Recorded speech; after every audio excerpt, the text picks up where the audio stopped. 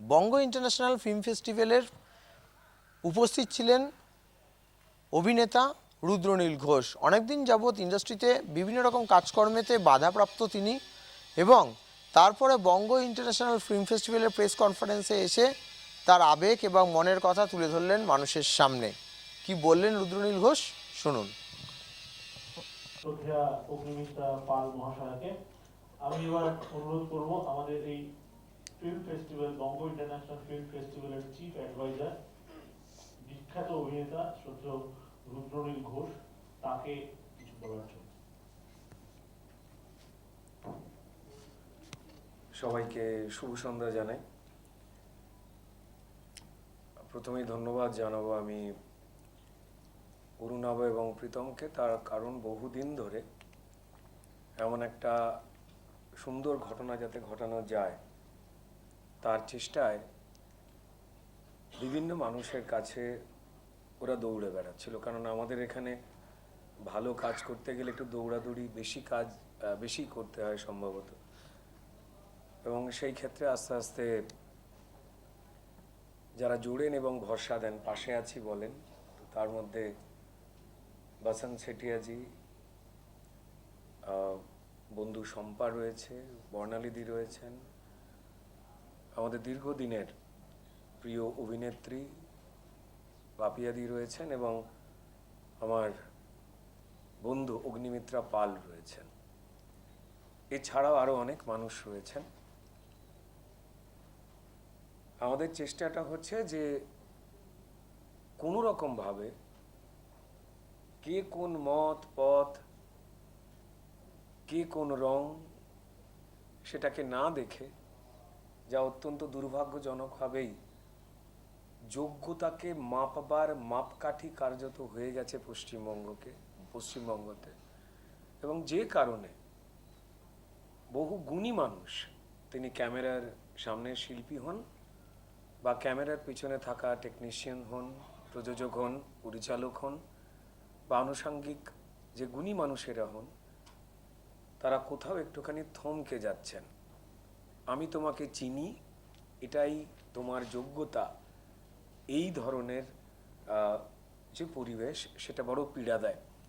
তো তাই তার বাইরে গিয়ে যখন একটা চেষ্টা চলে, সেটাকে সাধুবাদ জানাতেই হয়। এবং সেখানে আমার যা বছর 25 যা অভিজ্ঞতা, যা শিখেছি, যা জেনেছি, এবং একটা দীর্ঘ সময় অগ্নিমিত্রা পাল তিনি কাজ করতেন ফ্যাশন ডিজাইনিং, এটা একদম একটা অন্য দিক, অন্য কাজ। আর তার সঙ্গে সঙ্গে সিনেমার ক্ষেত্রে কস্টিউম ডিজাইনিং একটা চরিত্রকে জ্যান্ত করে তোলে, সেটা আর একটা কঠিন অন্যরকম কাজ। তো সেই সূত্রেই আলাপ, এবং তিনি রাজনৈতিকভাবে, সামাজিকভাবে অন্য কাজে ব্যস্ত হয়ে গেলেও সারাক্ষণ এই ধরনের কাজের সঙ্গে জড়িয়ে থাকবার চেষ্টা করেন, সহযোগিতা করবার চেষ্টা করেন। তাকে ধন্যবাদ জানাই। কোনো রকম রাজনৈতিক অঙ্ক তৈরি করবার এই ফিল্ম ফেস্টিভ্যাল নয়। বাংলা সিনেমার প্রচার প্রসারের জন্য শুধুমাত্র যারা আমাদের পথ দেখিয়েছেন তাদেরকেই প্রণাম করা শেষ কাজটুকু নয়, তার সঙ্গে সঙ্গে যারা নতুন মেকার্সরা রয়েছেন, বিভিন্ন ধরনের, বিভিন্ন ভাষার যাতে সিনেমা আনতে পারেন, সেটা বাংলা হোক, ইংরাজি হোক বা অন্য ভাষার হোক, তার একটা চেষ্টা রয়েছে। আমাদের একদম শুরুতেই যেহেতু বলে দিয়েছে যে 100তম জন্মতিথি বা বার্থ অ্যানিভার্সারি যদি বলা যায়, সেক্ষেত্রে আমাদের সবার প্রিয় উত্তম কুমার রয়েছেন, সন্তোষ দত্ত রয়েছেন, এবং প্রভাত প্রতিম পরিচালক ঋত্বিক ঘটক। তাঁদের 3টে সিনেমা অবশ্যই দেখানো হবে। ফেস্টিভ্যাল শুরুর দিনে আমরা দেখাবো যে তিতাস একটি নদীর নাম, এবং বাকি অন্যান্য দিন ডেলি 3টে করে ফিল্ম দেখানো হবে, অর্থাৎ 9টা বড় সিনেমা, এবং শুরুর দিনে একটা, টোটাল 10টার সিনেমা।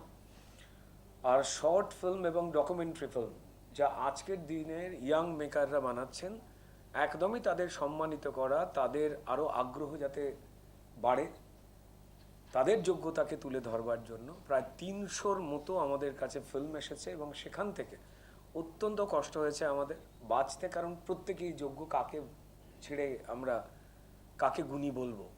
তবুও খুব কষ্ট করে সেখান থেকে আমরা 50টি শর্ট ফিল্ম অ্যান্ড ডকুমেন্টারি আমরা বেছেছি এবং দিনে আমরা শর্ট ফিল্ম 15টি করে দেখাবো এবং দিনে একটি করে এআই জেনারেটেড সিনেমা। আজকের দিনে সিনেমা তো অনেকটাই টেকনোলজি নির্ভর, অনেকটা বেশি হয়ে গেছে, তো ফলত এআই সিনেমা যে আজকে পৃথিবীতে উদাহরণ হয়ে যাচ্ছে, একটি করে দিনে আমরা এআই সিনেমা এবং অ্যানিমেশন ফিল্ম যা চিরকালই জীবন্ত হয়ে রয়েছে।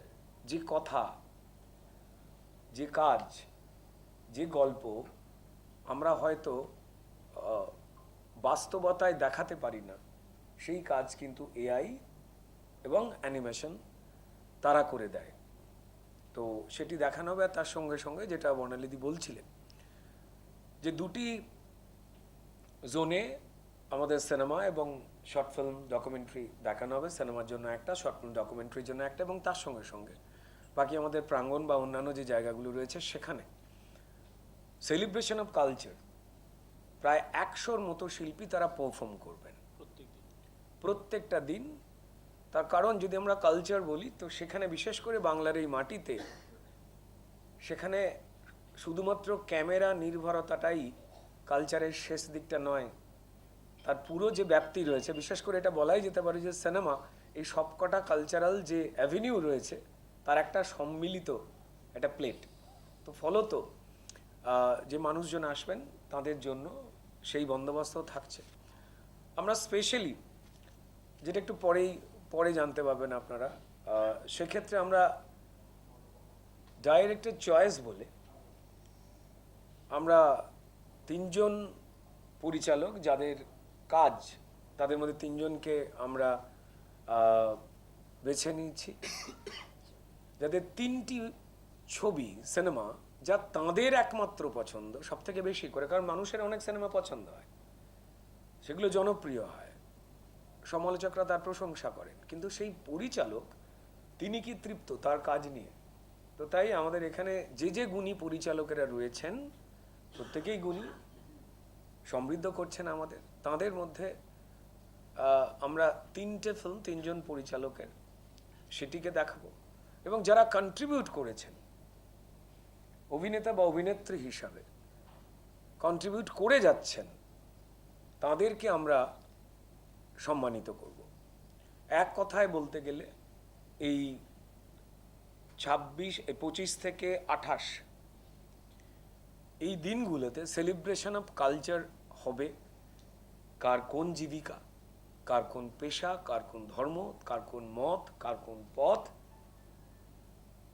সবটার বাইরে গিয়ে এমনটাই বোধহয় হওয়া উচিত। তো তাহলে আমাদের থিয়েটার বলি, আমাদের যাত্রাপালা বলি, আমাদের সিনেমা বলি, সেটা সত্যিকারেরই ইন্ডাস্ট্রি হয়ে উঠতে পারবে। তো আমাদের সেই পরিবেশের একটা চেষ্টা রয়েছে এবং অজস্র মানুষের আমরা সমর্থন পাচ্ছি এবং যেটা হওয়া উচিত।